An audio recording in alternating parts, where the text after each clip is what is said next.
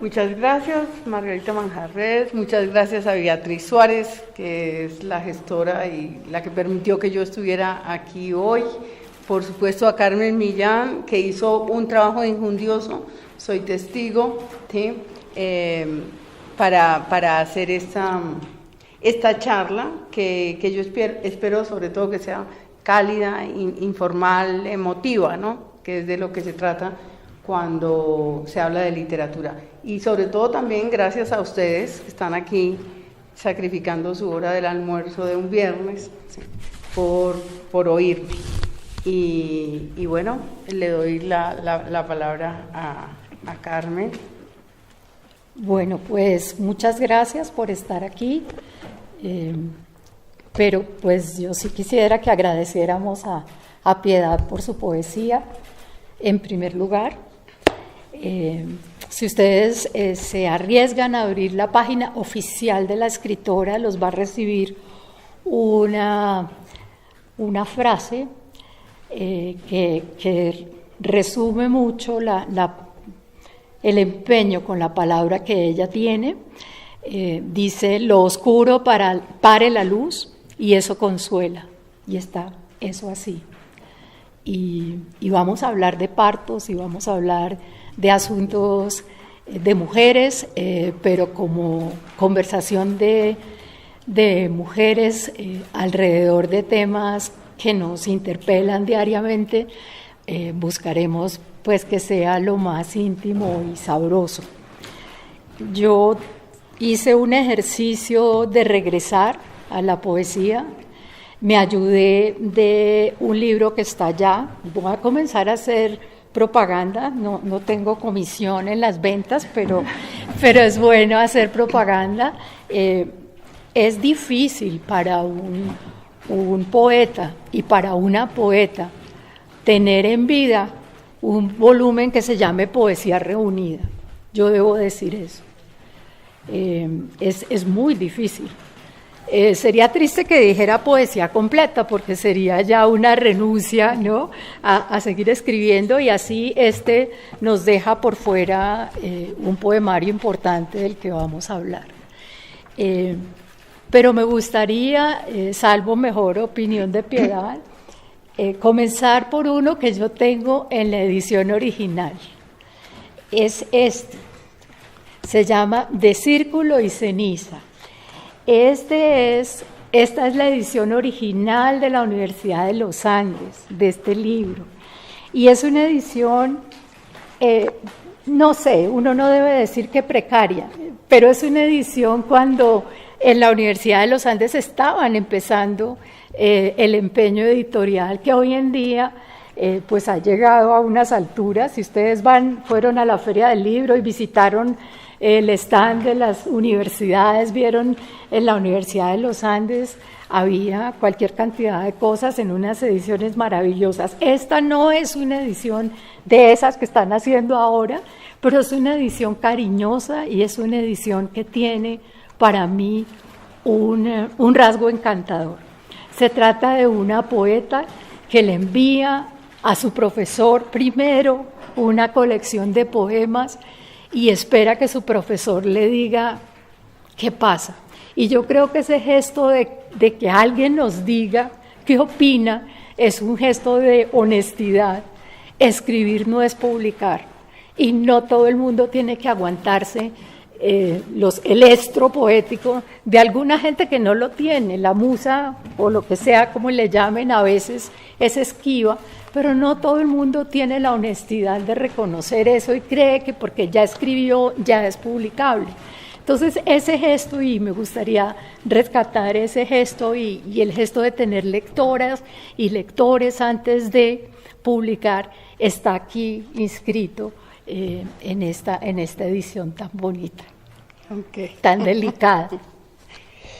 Bueno, Carmen, si quieres empecemos por ahí entonces. Este libro salió gracias a la decisión de la decana en ese momento de literatura o de humanidades, del Departamento de Humanidades de la Universidad de los Andes, donde yo entré como profesora relativamente joven. me devuelvo un poquito. Yo terminé de estudiar, yo apliqué a dos universidades, la Universidad Nacional y la Universidad de los Andes. Pasé en las dos, contra viento y marea, porque mi papá no quería que yo estudiara literatura, porque tenía el miedo que tienen los papás de que uno estudie ese tipo de carreras, de que no fuera a poder sobrevivir.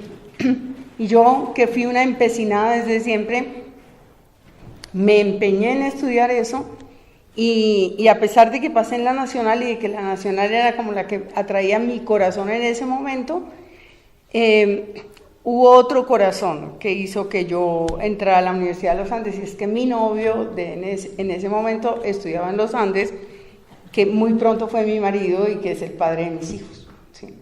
Entonces yo entré a los Andes, me volví una profesora compulsiva, y en razón de eso y de la maternidad muy temprana, porque bueno, tuve mis dos primeras hijas, fui postergando un poco, no la escritura, sino la publicación. Es decir, yo primero no tenía ni siquiera demasiada fe en mí misma. Escribía mis poemas por esa necesidad de las entrañas, ¿no? Que es la que hace que salga a flote la poesía. De todas maneras, en un momento dado me atreví a presentarle una muestra de esa poesía, no sé si toda, ya no me alcanza la memoria, a uno de mis maestros, que era don Ramón de Subiría. Don Ramón de Subiría tenía una cosa patriarcal, pero además, sí, en la Universidad de los Andes había un aura de gloria alrededor de don Ramón de Subiría, era como una enorme autoridad. Por alguna razón yo me acerqué a ese profesor y me atreví a darle estos poemas. Y él me escribió de vuelta una linda carta. Incluso manuscrita debió ser esa carta. ¿Sí? Y ahí él decía lo que opinaba de mi poesía. Yo ni siquiera he vuelto a leer esto, Carmen, ¿no? El último párrafo es fantástico. Sí. Bueno, a ver, dice: estas apresuradas observaciones intentan decirte, querida Piedad, la gratitud y complacencia con que registro la madurez alcanzada por tu escritura en los hermosos poemas de este libro. Ellos, a no dudarlo, habrán de merecerte un esclarecido sitio de honor en la lírica colombiana de hoy y de mañana. Por ahora solo resta su difusión, pero ella también vendrá, porque casas editoriales seguramente habrán de sobrarte. Muchas gracias. ¿Qué tal? Esto está escribiendo él el 8 de octubre de 1985. Yo traje algunos de mis libros porque casas editoriales sí que le han sobrado. Tiene de todo. Tienen Fondo de Cultura, tienen Alfaguara, tienen Lumen, tienen la Universidad de Antioquia, tiene en la bellísima, que para mí es como la gloria de la poesía, en la colección Visor de poesía. Cuando un poeta está en Visor, a ver, pero hay uno más, Hiperión. Cuando un poeta, una poeta se asoma a Hiperión, está en el Parnaso, y Piedad está ahí, Piedad está ahí. Y si ustedes que son del cuerpo diplomático alguna vez están en Madrid y pueden ir a la librería de Hiperión, por favor no se la pierdan, eso es una maravilla, entre otras porque venden libros de segunda, y allá vi que el Diccionario de Construcción y Régimen de don Rufino vale menos de lo que vale acá. Y entonces le tomamos una foto, porque es importante hacer, ¿no? Ver el diccionario allá, es un monumento, pero vale menos. Quién sabe desde cuándo lo tengan. Entonces, pues, don Ramón tenía razón, casas no le faltaron. Entre que don Ramón me escribió esa carta y que yo logré publicar mi primer libro, pasó un buen tiempo. 4 años. Sí. Sí. Y en realidad surgió de un gesto generoso de mi decana Gretel Werner, que ya se murió, que era también mi amiga. Con ella teníamos un grupo de estudio. Estudiábamos sobre Grecia, estudiábamos historia de Colombia, estudiábamos a veces literatura. Éramos un grupito de profesores de la Universidad de los Andes. Y yo ahí tímidamente me fui encargando de mostrarles lo que escribía, porque estaba muy necesitada de respuesta, de comentario, como está siempre un escritor joven. Y Gretel Werner muy generosamente, cuando fueron a inaugurar la casa editorial de la universidad, dijo, debería ser con poesía. Este libro se había ganado por allá un premiecito, sí, creo, ¿no? Sí. En Cali. Mención, ¿no?, de honor en el concurso hispanoamericano de poesía Octavio Paz en Cali. Exacto, sí.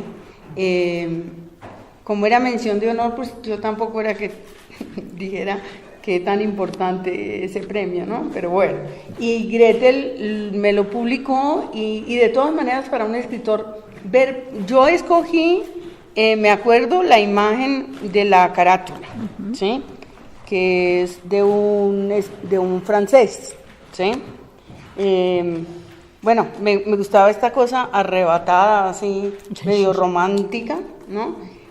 Claro, en el original es con unos colores hermosos, ya cuando pasó aquí, pues ya demerita un poco la cosa. Bueno. Y la edición, como dice Carmen, pues deja un poquito que desear, nadie sabía, ni ellos ni yo, pero de todas maneras ya tener mi primer libro de poemas fue muy importante. Me animó a escribir el segundo que me lo publicó el Banco de la República, me animó a escribir el tercero. Con el tercero me gané el Premio Nacional de Poesía cuando estaba Juan Luis Mejía de director de Colcultura, todavía no había ministerio. ¿Y aquí sí, el segundo? Y este es el segundo que me lo publicó Darío Jaramillo, ¿sí? Fue muy chistoso este libro porque yo se lo di a Mario Yurcic, el que fue director después del Malpensante, director no, sino el editor. Y a Mario le gustó, se lo pasó a Darío le gustó y yo me enteré que me lo iban a publicar solamente cuando ya me lo iban a publicar. Es decir, que dentro de 8 días lanzan los libros de la colección Gubereg y ahí está su libro. Y yo, bueno, muy complacida porque ni siquiera conocía yo a Darío Jaramillo. Y así fui haciendo, digamos, ese camino. Este es el hilo de los días. El hilo de los días que Premio Nacional, esta edición sí me parece muy linda, ¿sí? Este libro, después de que apareció Nadie en Casa, claro, estaba respaldado por el Banco de la República y por esa fundación Simón y Lola Gubereg. Y Juan Manuel Roca, a quien yo no conocía, yo estaba completamente sustraída del mundo literario, yo estaba en el mundo académico, dedicada al mundo académico y a criar unas niñitas, ¿sí? A mis 2 primeras hijas, o a mis 2 hijas, ¿sí? Después tuve un chico. Pero ya cuando salió este libro y Juan Manuel hizo una reseña que estaba buena en el Magazine Dominical, que saben que lo leía todo el mundo, entonces yo dije, ay, yo me voy a ganar el Premio Nacional. Lo pensé así, me voy a ganar el Premio Nacional, porque eso es lo que yo necesito, sobre todo para yo convencerme de que lo mío valía la pena. Y tenía un motivo muy importante, y es, yo viví los primeros 7 años de mi vida en un pueblo que se llama Amalfi, como dijo Beatriz. Amalfi, cuando yo nací, era un pueblo remotísimo, ahora ya pues no es remoto. Ahí han nacido personajes no muy, ¿cómo se llamará?, de buena presentación, porque de ahí son los hermanos Castaño. Es decir, es un pueblo trazado por el abuelo de León de Greiff, un pueblo muy hermoso. Ahí nací yo, región minera, ¿sí? Allá debió llegar mi bisabuelo francés, por el río Magdalena llegaban y luego iban por esas tierras, ¿sí? Y yo crecí a la par que los hermanos Castaño, ¿sí?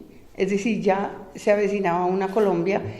Ya yo salí de Amalfi por la violencia entre liberales y conservadores y porque mis papás querían que nosotros tuviéramos una buena educación y nos vinimos a Bogotá directamente. No fuimos a Medellín. Yo me siento muy antioqueña en el fondo de mí misma, pero antioqueña de pueblo, ¿sí?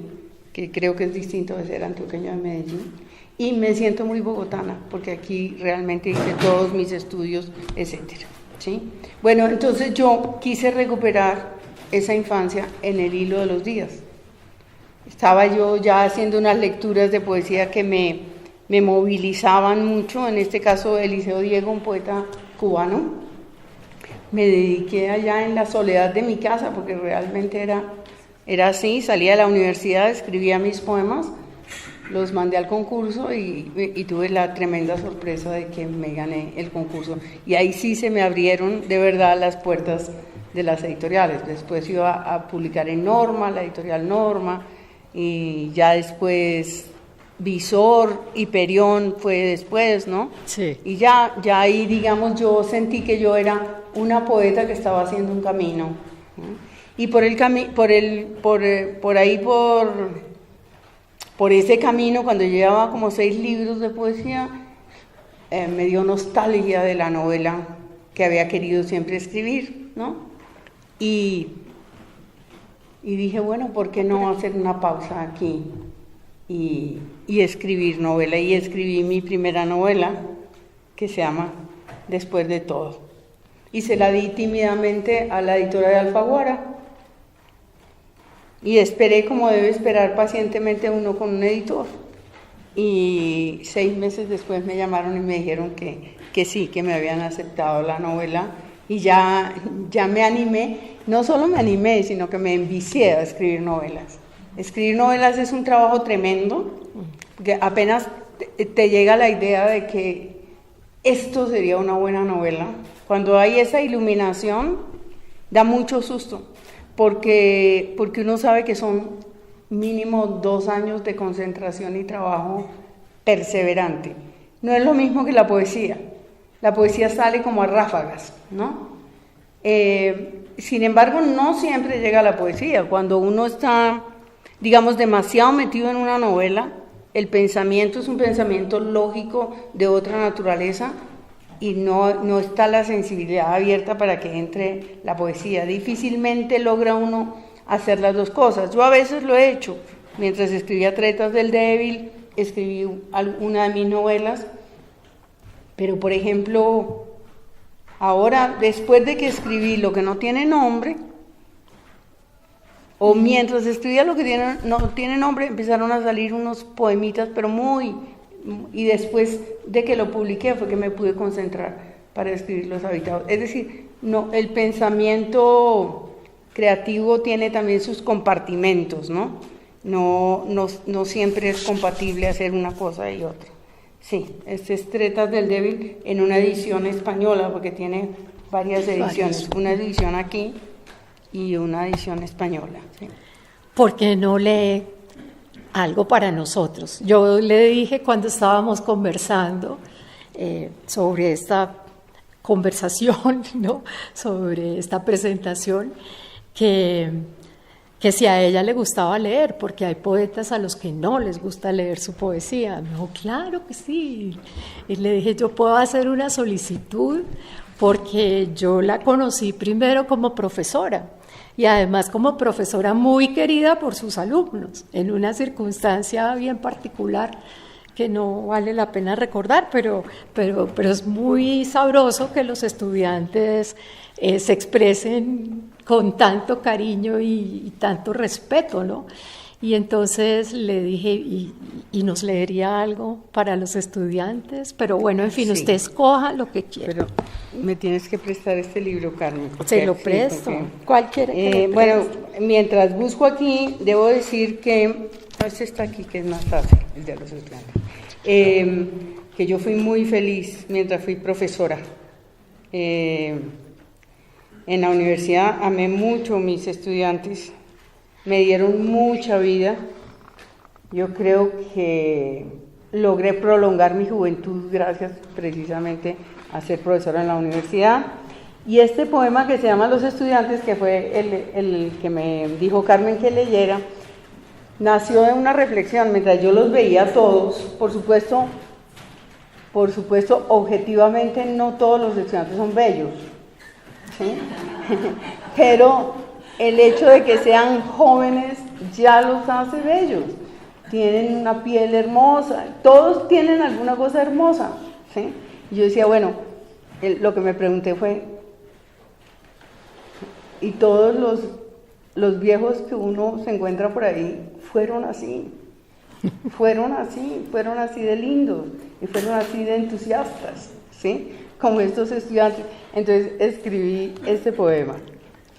Los saludables, los briosos estudiantes de espléndidas sonrisas y mejillas felposas, los que encienden un sueño en otro sueño y respiran su aire como recién nacidos, los que buscan rincones para mejor amarse y dulcemente eternos juegan ruleta rusa, los estudiantes ávidos y locos y fervientes, los de los tiernos cuellos listos frente a la espada, las muchachas que exhiben sus muslos soleados, sus pechos, sus ombligos perfectos e inocentes como oscuras corolas.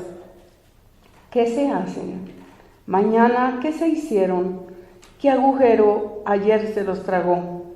¿Bajo qué piel callosa, triste, mustia sobreviven?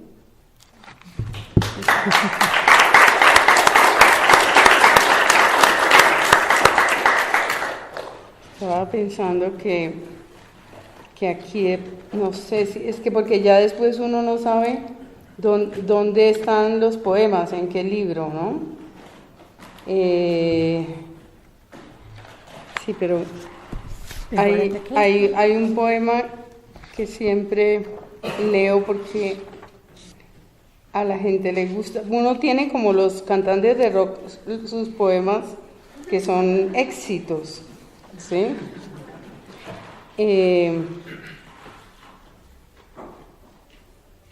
Y este poema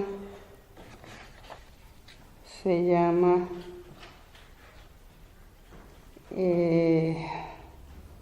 Los hombres tristes no bailan en pareja, ¿sí? Estos son mis poemas alegres porque luego les voy a leer los tristes. Los eróticos. El ciclo erótico. Que no. Los hombres tristes no bailan en pareja. Los hombres tristes ahuyentan a los pájaros. Hasta sus frentes pensativas bajan las nubes y se rompen en fina lluvia opaca. Las flores agonizan en los jardines de los hombres tristes. Sus precipicios tientan a la muerte. En cambio, las mujeres que en una mujer hay, nacen a un tiempo todas ante los ojos tristes de los tristes. La mujer cántaro abre otra vez su vientre y le ofrece su leche redentora. La mujer niña besa fervorosa sus manos paternales de viudo desolado. La de andar silencioso por la casa lustra sus horas negras y remienda los agujeros todos de su pecho. Otra hay que al triste presta sus dos manos como si fueran alas, pero los hombres tristes son sordos a sus músicas. No hay pues mujer más sola, más tristemente sola, que la que quiere amar a un hombre triste.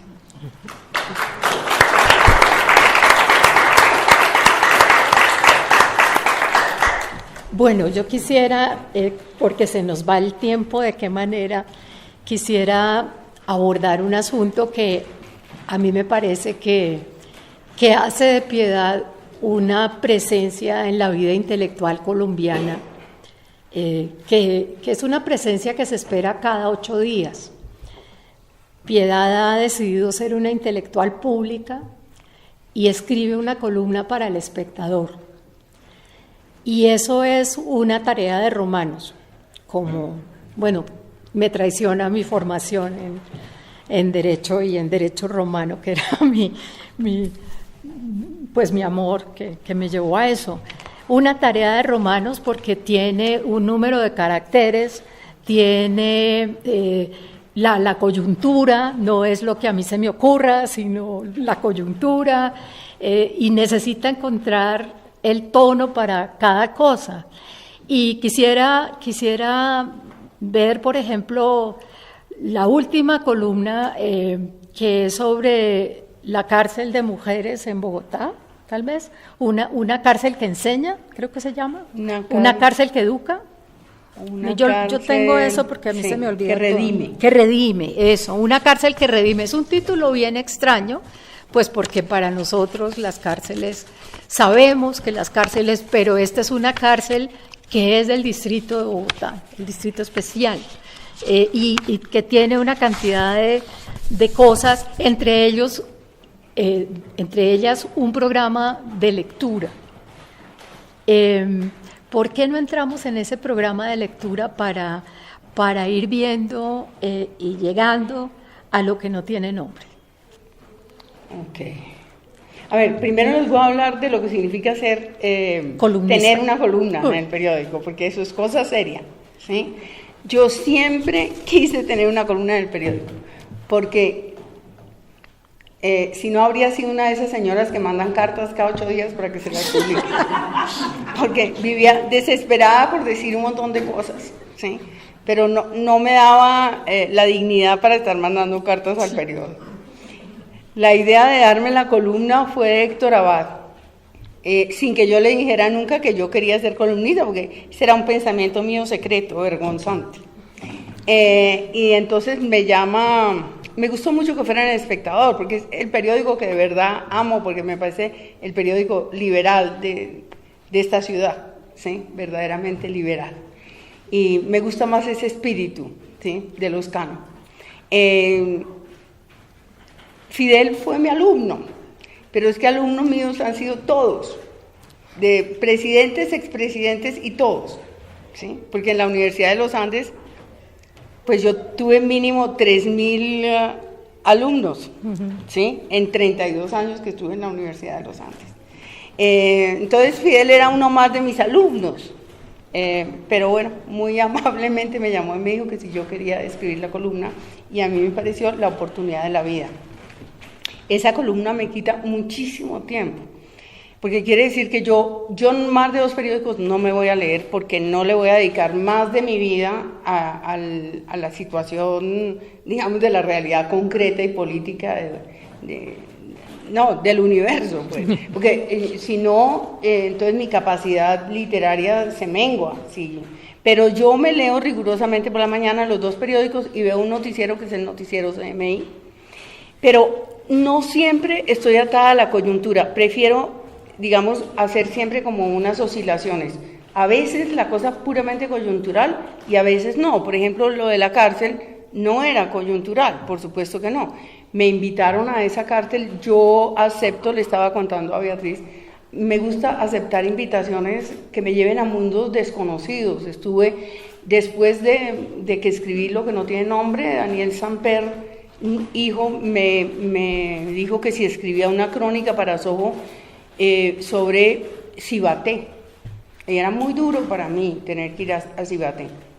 Yo estaba, creo que, escribiendo este libro. Y yo le dije, bueno, listo, voy. Fue una experiencia durísima, tremenda. Hice una crónica que me parece una crónica muy... Traté de hacer lo más hondo que pude, ¿sí? Porque es muy doloroso entrar allá, y eso que a mí me tocó el Cibaté ahora, que es lleno de decoro, lleno de dignidad. Antes parece que esto era una cosa verdaderamente atroz, ¿sí?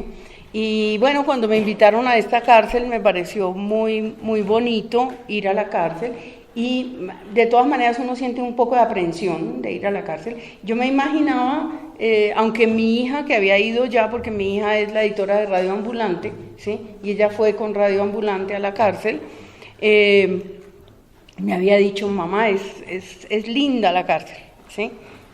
Y yo dije, bueno, una cárcel linda, pues sí, es linda la cárcel, tiene una arquitectura hermosa, hay una gran dignidad ahí, pero sobre todo hay una biblioteca hermosa, y al fondo de la biblioteca los presos, allá les dicen personas privadas de la libertad, el término políticamente correcto, y habían escrito un poema mío, ¿sí? Y como tiene un anexo mujeres, las mujeres estaban aquí adelante, los hombres estaban atrás, había una audiencia de más o menos 60 personas. Yo les hablé básicamente de Lo que no tiene nombre, ¿sí? Que es el libro que me conecta a mí más con la gente, con personas que no son tan lectoras, es bueno también, o hablarles o desde la poesía o desde ese libro. y fue una experiencia muy intensa. Como experiencias muy intensas tenemos los escritores muy a menudo. El solo hecho de pronto de encontrarse con un lector que a uno lo abraza, un lector desconocido y que le dice, bueno, ahora que estuve en Buenos Aires, en la Feria del Libro, después una periodista del Clarín escribió una columna sobre una cosa que yo le conté mínimamente, o sea, rápidamente yo le conté, estoy hablando de la experiencia con el lector.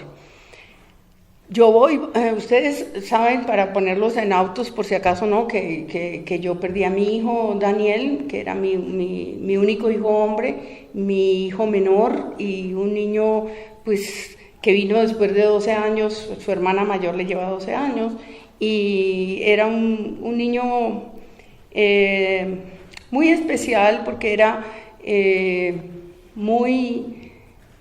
sobre todo, muy respetuoso de los demás, un niño muy dulce, un niño muy introvertido, muy silencioso, muy buen estudiante, un artista. Desde que tenía 14 años yo vi pues su cualidad de artista. Después hicieron aquí en el Fondo de Cultura Económica una exposición de su obra, que era un dibujante extraordinario, un pintor también bueno, ¿sí? Estudió eso en la Universidad de los Andes. Bueno, Daniel tuvo una enfermedad mental y terminó suicidándose en 2011 mientras hacía una maestría en la Universidad de Columbia. Tenía una enfermedad mental, pero era un muchacho completamente funcional, era un muchacho intelectualmente muy brillante, pero que estaba atormentado por depresiones, cambios de ánimo, probablemente eso se llama...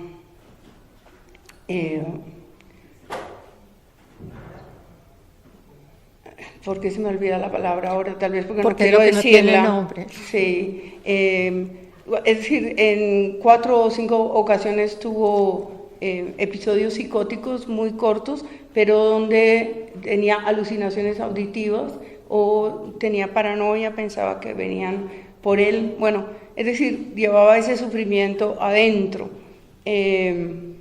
Entonces, bueno, él terminó suicidándose, pero yo iba a esto porque... El lector.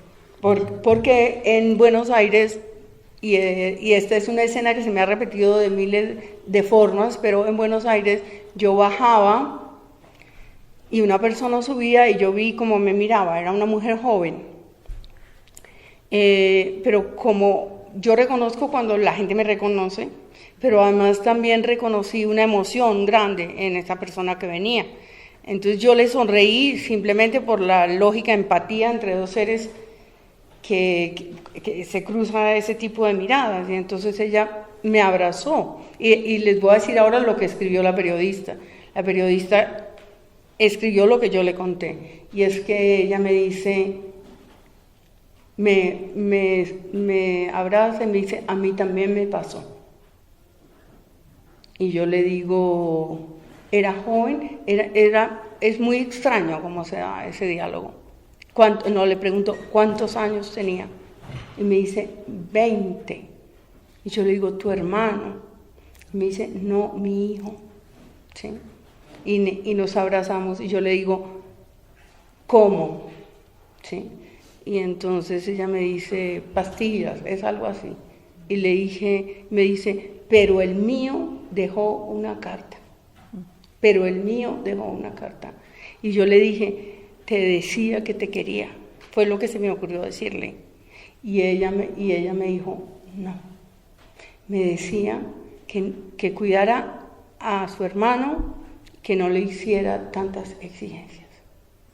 Y yo la abracé y seguí, porque ¿qué más? Alguna frase le diría, alguna frase emocionada. Y bajé y me encontré con la editora de Clarín.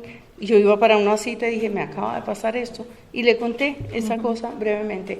Entonces, lo que les quiero decir esto es lo que crea la literatura, esos nexos que crea la lectura, ¿no es cierto?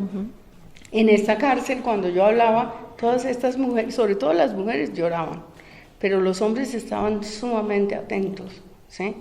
Y luego, bueno, se dan cosas de muy distinta índole. Yo tengo un dossier así de cartas que he recibido, de cartas hermosísimas. Recuerdo cosas, una señora en España que me dice, mi muchacho salió, leí su libro, bueno, todas comienzan por ahí. Mi muchacho salió con un ramo de flores para su novia y pasando el puente, no sé qué, se tiró con el ramo todavía en la mano, ¿sí? Es decir, miles de pequeños detalles de cosas humanas tremendas que hacen que, digamos, el escritor tenga contacto, ¿no?, con ese lector que como que aparece y desaparece, porque también desaparece ese lector. A veces uno logra tener pero no puede, ¿no?, porque lo supera la cotidianidad. Pero esa experiencia con los lectores es siempre muy, muy intensa. Bueno, yo quisiera invitar a quienes están aquí a ver la presentación que en el marco de, eso creo que es en el Gimnasio Moderno, de presentar el libro hace una persona que va a estar aquí en la próxima sesión, que es Héctor Abad Faciolince.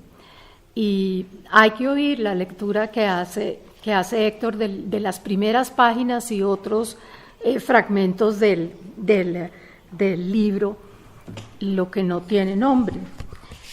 Y él nos dice, a veces los libros testimoniales como este nos hacen olvidar que son también obras literarias.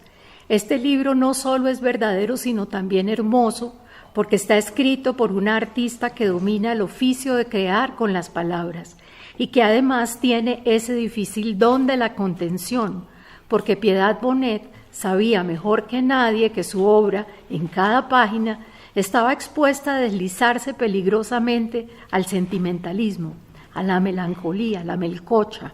Esto nunca ocurre. Uno nota las riendas de Piedad que no le permiten ir más allá del punto preciso en el que el dolor se desbordaría en arrebatos de autocompasión. Piedad en este libro sufre sin envilecerse, sin regodearse en el sufrimiento, sin pretender el absurdo trofeo de ser la campeona del sufrimiento. Piedad despliega su luto y nos muestra su manera de vivir el duelo. Y creo que no hay mejores frases para definir o tratar de entonar con el tono de Lo que no tiene nombre, que es un libro que ha conmovido y que está traducido y que creo que debe haber conmovido en Francia y en todos los sitios a los cuales ha llegado en las diferentes lenguas en las que yo lo he visto. Vi la traducción francesa, también hay una traducción al italiano, y verdaderamente lo que dice Héctor de mantener las riendas ante el dolor innombrable, y hablábamos en aquella cita de hace unos días de Isadora Duncan, que nos decía, ella perdió a sus hijos en un accidente automovilístico, y decía que hay dos gritos que son irrepetibles, que es el grito de la mamá al parir a su hijo o a su hija, y el grito cuando se pierde. Ese no es el orden de las cosas. Enterrar a los hijos no es el orden de las cosas. Es enfrentarse a eso y tener la rienda. ¿Cuánto tiempo de darle vueltas? ¿Cuánto tiempo de leer tratados, de leer papers académicos, de mirar cuánta información para poder llegar a una explicación? Todo eso lo vamos a recorrer cuando nos aventuramos a compartir lo que no tiene nombre. Y a mí me gustaría, si le es posible, escuchar algunas páginas en su voz. Bueno, primero, ahora a partir de lo que estaba diciendo se me vienen unas ideas. Estoy leyéndome una novela que se llama Canción Dulce. Empecé a leerla, pero la verdad, a mí ningún libro me arredra desde el punto de vista del dolor, pero ese sí. Vea. Me tocó dejarlo en la mitad porque me estaba asfixiando, ¿sí? Leyendo ese libro. Es un libro que se ganó el premio Goncourt. Y comienza con una madre que entra y ve que su niñera se ha suicidado y sus niños, y ha matado a sus niños. Y habla del grito, y habla de ese grito. Un grito, dice, como animal, un grito enorme, y varias veces a lo largo de la novela habla de lo que los vecinos oyeron de ese grito, que es como de una loba, ¿sí? Como de alguien, el padecimiento máximo, que como tú dices, se parece al del parto, ¿sí? Increíblemente yo no grité así. Yo lo que dije fue no, ¿sí? Y luego pensé, pasó, porque yo estaba pensando que eso podía ser una posibilidad, ¿no? Es decir, yo lo que supe es que eso que yo temía había sucedido, ¿no?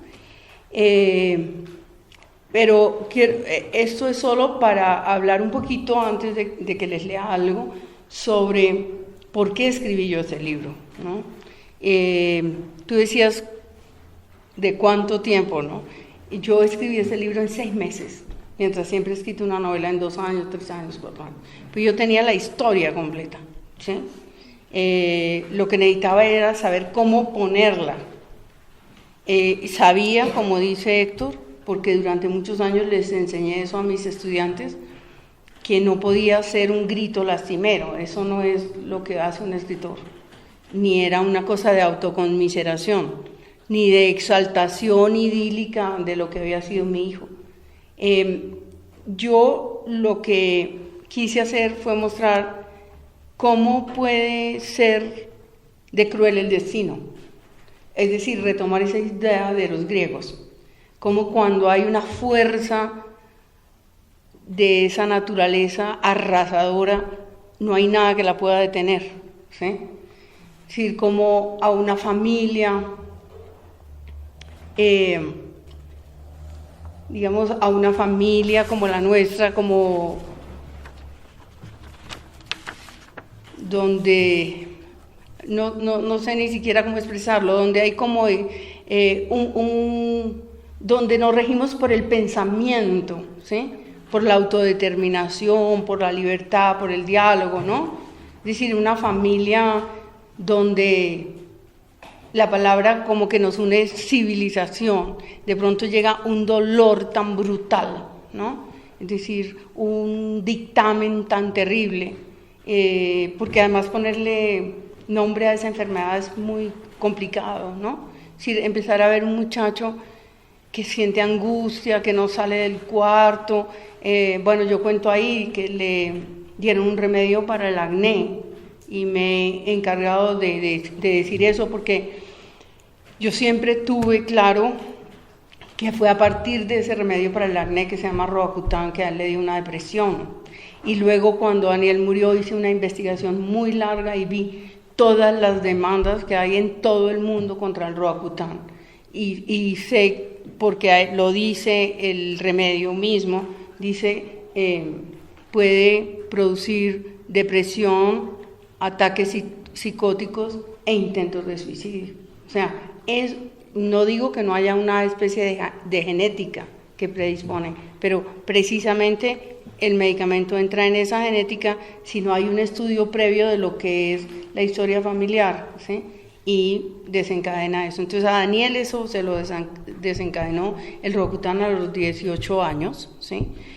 Y bueno, cuando Daniel muere, yo me pongo a pensar en lo que fueron los últimos meses en la Universidad de Columbia. Él estuvo 10 meses en la Universidad de Columbia, y veo cómo la realidad lo fue cercando de una manera cruel, y eso fue lo que yo escribí aquí, ¿no? Es decir, yo no me pongo a escribir desde cuando Daniel era chiquito, ¿no?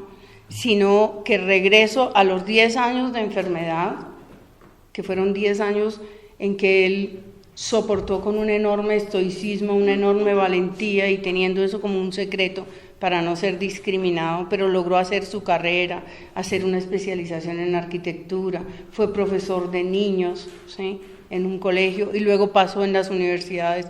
Y cuando llega a la Universidad de Columbia, además las universidades pueden ser espacios sumamente desalmados, sumamente competitivos y sumamente drásticos. La Universidad de Columbia empezó a hacerle unas exigencias brutales, tenía que conseguir un trabajo, ¿sí? Eso en Nueva York no era fácil para un muchacho recién llegado, su médico que no le llegaba a tiempo, la sobredosis de medicina que le dieron. De todas maneras, él había cambiado el arte por administración de arte, un error del que no quiso desistir, ¿sí? Se dejó de tomar la droga para hacer los exámenes. Dejar de tomar la droga para una persona así es una cosa funesta, ¿sí? Es decir, el camino que hizo todo el mundo, ¿no?, sin darse cuenta para llegar a esa tragedia. Entonces yo dije, esta es una historia que vale la pena ser contada. Es decir, no porque sea mi hijo, sino porque a muchos seres humanos la vida les tiende ese cerco, ¿no? Y también porque por el camino se me fueron ocurriendo otras reflexiones sobre la idea de éxito que tenemos, ¿sí?, que uniforma todos los caminos, todos creen que tienen que hacer el mismo camino, la salud pública, la salud mental, que en este país es la más descuidada de todas, ¿sí?, la incomprensión de la enfermedad mental, el tabú sobre la enfermedad mental, el tabú sobre el suicidio, ¿sí? Nosotros desde el primer momento decidimos decir que era un suicidio, porque somos como les dije, una familia que cree que hay que combatir esos estigmas y esos, ¿sí?, esas cosas que tienen raíces pues muy atávicas, ¿no? Eso de que se murió el muchacho y entonces dicen que le dio un infarto, ¿no? Nosotros decidimos cómo enfrentar socialmente ese tema y eso quería decir que respetamos esa decisión, que la aceptamos. Y el día de la ceremonia en la Universidad de los Andes, porque hicimos ceremonia en la Universidad de Columbia y ceremonia en la Universidad de los Andes, no hicimos ceremonia religiosa, yo, como su mamá, le conté a la gente lo que se merecía saber, que Daniel había luchado con una enfermedad mental 10 años y que no había podido, digamos, soportar el dolor y todo lo que eso significaba en su vida. Entonces, si quieren les voy a leer, a ver, Carmen, si quieres les leo al comienzo de aquí esa soledad tan brava y un poquito de los poemas de los habitados, ya para que entremos. Y desgarradura. Y desgarradura, me lo buscas, por favor. Lo tiene ahí, acá, ¿no? Ah, sí, voy a buscar, sí. Bueno, entonces les leo saltándome unos pedacitos para no hacerlo tan largo. Buscamos un sitio, así comienza el libro, buscamos un sitio vacío donde estacionar y lo encontramos a unos 50 metros del viejo edificio de 5 pisos que se levanta, digno pero sin gracia, casi al final de la 84 entre segunda y tercera, una de esas típicas calles neoyorquinas del Upper East Side, tradicionales y casi siempre apacibles, a pesar de los muchos negocios que funcionan en los pisos bajos. Del baúl del carro bajamos 2 maletas grandes, livianas porque están vacías. Antes de llegar al portón y como impulsados por un mismo pensamiento, nos detenemos y miramos hacia arriba, como calculando los 4 pisos que debemos empezar a subir. Camila abre el portón y aparecen el hall amplio y sombrío y las escaleras de granito, las mismas que en el pasado agosto nos parecieron eternas, cuando ella, Renata y yo, subíamos y bajábamos entusiastas y accesando, cargadas con toda clase de enseres. Ahora, en cambio, hay algo crispado en nuestro silencio, en la manera a la vez pausada e impaciente con que remontamos los escalones contra los que tintinea el metal de las ruedas de las maletas. Pamela era una chica chilena que vivía en su mismo apartamento.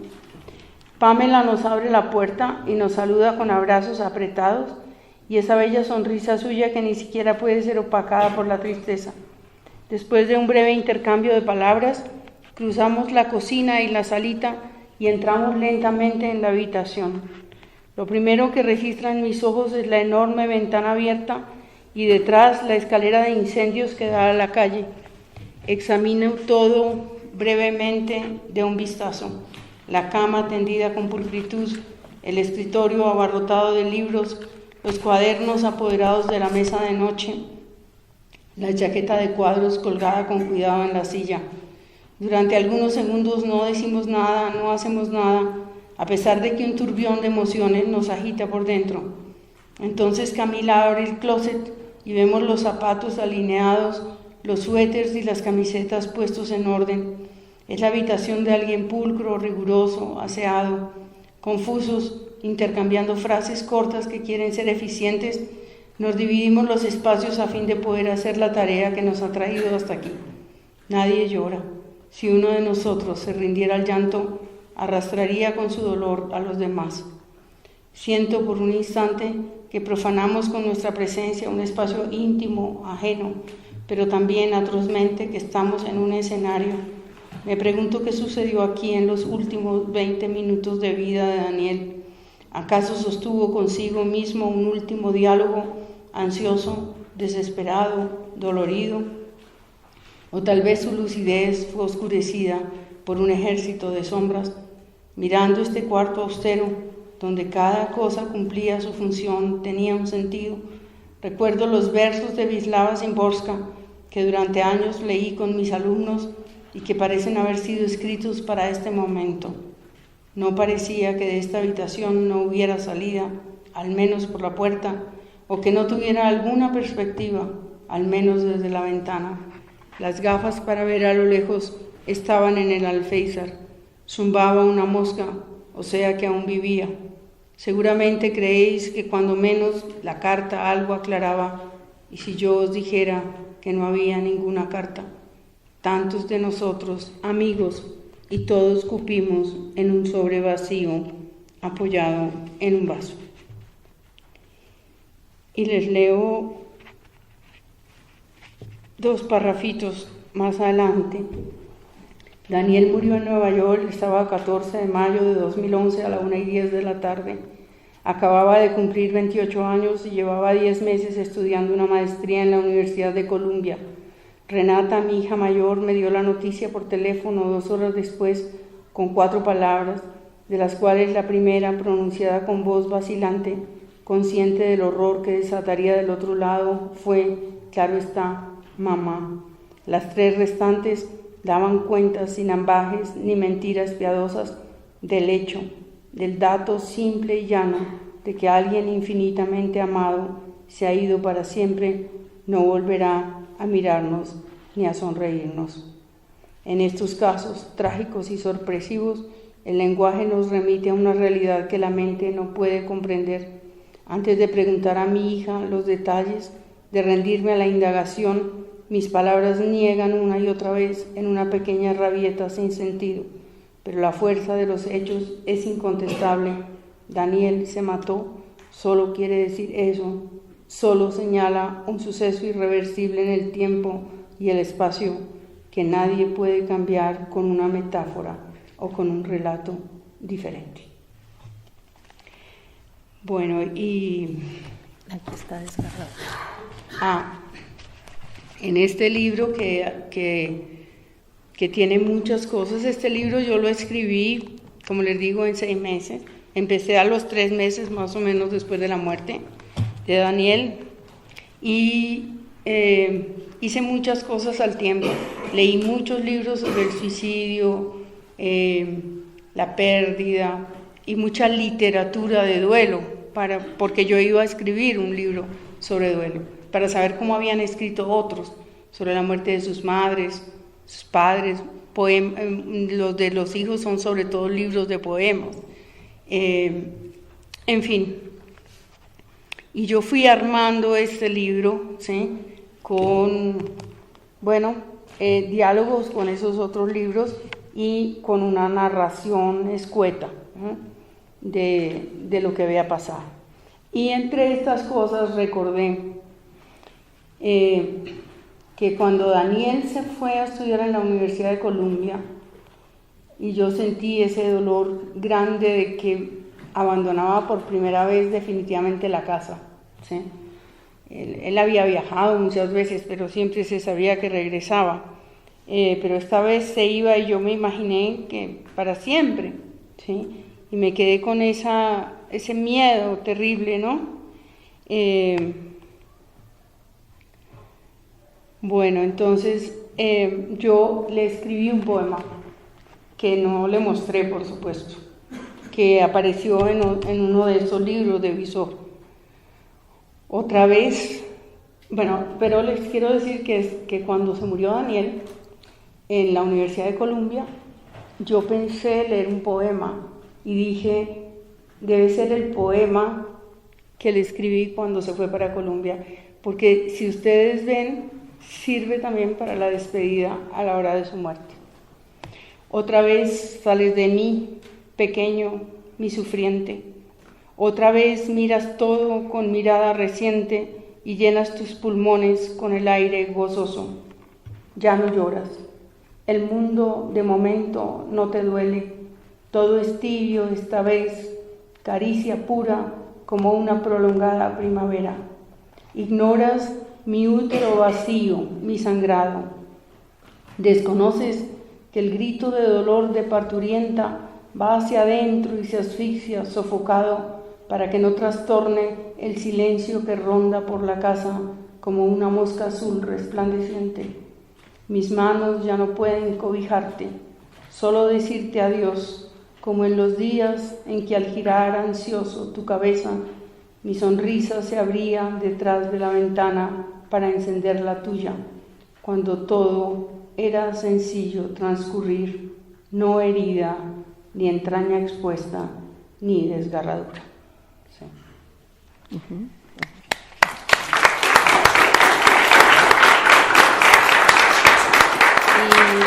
Y bueno, creo que terminamos para que ustedes me pregunten. Yo pensé cuando se murió Daniel, como mi lenguaje más natural es la poesía, pensé que eso era lo que iba a salir, pero no, me captó fue este relato, ¿no? Y mientras tanto fui escribiendo unos poemas muy lentamente. Los primeros que escribí son más íntimos, van en la última parte de este libro que publiqué el año pasado, que se llama Los Habitados, ¿sí? Y les puedo leer algunos de esos poemas y después decidí darle un giro al libro para sacarlo de la intimidad y hablar de los que han estado encerrados. Daniel nunca estuvo encerrado, estuvo una noche en la clínica Montserrat en un episodio que narro aquí muy terrible porque esas clínicas son todavía decimonónicas, ¿no? O medievales, ¿no? Es decir, yo dejé a mi hijo y le dije, te llamo por la noche. El médico lo iba a evaluar simplemente porque veníamos de un episodio muy grave en el exterior y por la noche cuando llamo me dicen, él no puede pasar al teléfono. Y le digo, pero yo le dije que lo iba a llamar, él va a extrañar esa llamada, es que está prohibido. Y al día siguiente cuando llego con una maletica con sus cosas que le llevaba, pues otras cosas adicionales, dice, es que usted no puede pasar a verlo, ni puede hablar con él durante los primeros 15 días.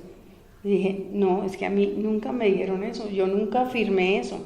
Y entré en colapso, ¿sí? Es decir, ¿cómo mi hijo va a pensar que yo lo abandoné ahí adentro? ¿Sí? Bueno, pasaron cosas todas muy brutales, que están todas aquí en este libro, pero luego yo escribí sobre esos lugares, ¿no?, de dolor. ¿Quieren? Empiezo por esa parte. Hay uno que es una versión de un poema de Elizabeth Bishop que le da, y que lo escribí después de que fui a Cibaté. Y las cosas que digo aquí son a propósito de las gentes que encontré en Cibaté. Ora pro nobis, se llama el poema, y es una variación del poema de Elizabeth Bishop que se llama Esta es la casa de los locos. Por el sobreviviente que viene de lugares tan hondos que no he visto, por el que mira al piso como Pedro, que hoy me dijo que lleva su mal como una culpa, por el que ya no espera a nadie los martes y los sábados, por Nelson, que se presenta como Margarita, por el soldado que hace del comedor una trinchera, por Melco, que llegó aquí cuando tenía 6 años, por los que convulsionan y llevan cascos plásticos, por el que nunca encuentra la cuerda salvadora, por los rotos, los crónicos, los tristes, a los que mira a Dios desde su altura. Escribí también algunas cosas sobre, como si hablara desde ahí, desde su propia experiencia, ¿no?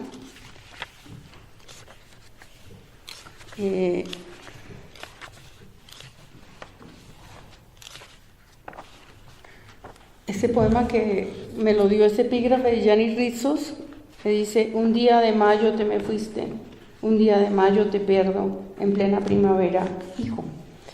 Porque eso lo dice Yanis Ritsos. No sé si saben que la mayor parte de los suicidios se dan en primavera. Termina el invierno, la gente piensa que todo va a mejorar cuando llegue la primavera y no mejora. Entonces, este poema se llama Mi sombra como un árbol. La primavera es la estación que acoge los suicidas.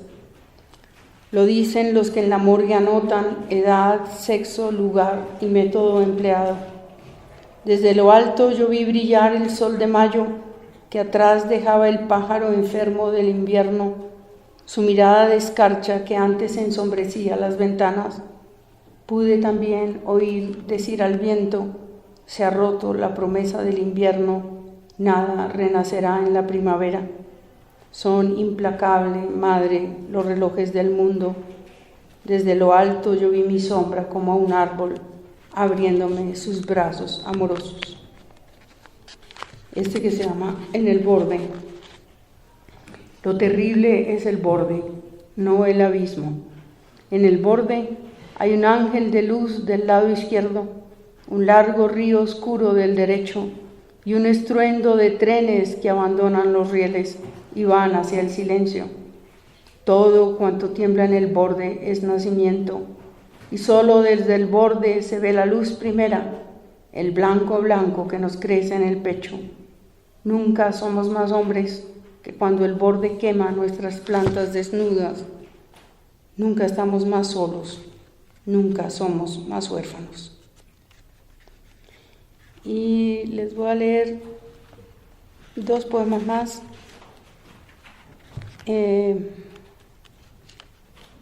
Este que nació de una conversación con una amiga que perdió a su niño de 7 años. Está dedicado a ella, para María Victoria. Se llama Cocina. Una cocina puede ser el mundo, un desierto, un lugar para llorar. Estábamos ahí, 2 madres conversando en voz muy baja, como si hubiera niños durmiendo en las alcobas, pero no había nadie, solo la resonancia del silencio donde alguna vez hubo música trepando las paredes. Buscábamos palabras, bebíamos el té mirando el pozo amargo del pasado, 2 madres sobre el puente que las une, sosteniendo el vacío con sus manos. Y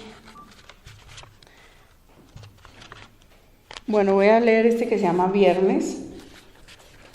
Los viernes Daniel venía del colegio de niños, le hacían poner un uniforme horroroso, o sea, un vestido de paño con una corbata, se veía como disfrazado, ¿sí? Y yo lo veía subir y luego sabía que él iba a salir con sus amigos, ¿sí? Siempre tenía como el corazón oprimido que sí hubiera amigos que lo invitaran a salir, ¿sí? Y ahora los viernes son muy duros. Leo este y un último. Este es en prosa, por eso lo van a sentir raro. No tiene la misma música. Los viernes en esta casa no pasa nada. En la mañana hay ruidos domésticos, un trasegar cansado, con suerte un hilito de sol sobre las alcobas, hacia el mediodía un tenue olor a verduras que se cocinan lentamente, y enseguida la tarde se abre como una realidad conocida que sin embargo contiene una amenaza. Entonces yo me dispongo para ella como quien pone un mantel de cuadros y platos enormes y copas y se sienta a esperar con el corazón palpitante. Debería poner música para animar estas tardes muertas, pero tengo miedo de que las voces de mis cantantes preferidos se me suban a la cabeza, me emborrachen y me pongan a llorar a mares. Prefiero buscar oficio, como decía mi madre, hacer palitos con tinta sobre un papel infinito que no termina de desenrollarse como en las pesadillas, o tejer y destejer con fino cuidado como Penélope. Es entonces que un zumbido de sierra metálica se introduce en mi tarde, la va partiendo con firmeza, delicadamente, como a un tronco que va dejando expuestos sus anillos, y prendido de aquel sonido que no está hecho para los martes o los jueves, llega a deshoras el comensal de mis viernes, siempre empapado, aunque afuera haga ese sol estruendoso, impúdico de los viernes. Llega sigilosamente como llegó siempre y triste, triste. Yo quisiera quitarle el abrigo, encender la chimenea, pasar mi mano por su pelo mojado, limpiar su sudor y sus lágrimas, pero sigo haciendo palitos, tejiendo horas, cuidando mi tarde como un pájaro hembra de alas enormes que vigila su nido, porque debo evitar su mirada si no quiero caer hondo, muy hondo. Y este que es el último poema del libro y que fue uno de los primeros que escribí. Pido al dolor que persevere, pido al dolor que persevere, que no se rinda al tiempo, que se incruste como una larva eterna en mi costado, para que de su mano cada día con tus ojos intactos resucites, con tu luz y tu pena resucites dentro de mí, para que no te mueras doblemente. Pido al dolor que sea mi alimento, el aire de mi llama, de la lumbre donde vengas a diario a consolarte de los fríos paisajes de la muerte.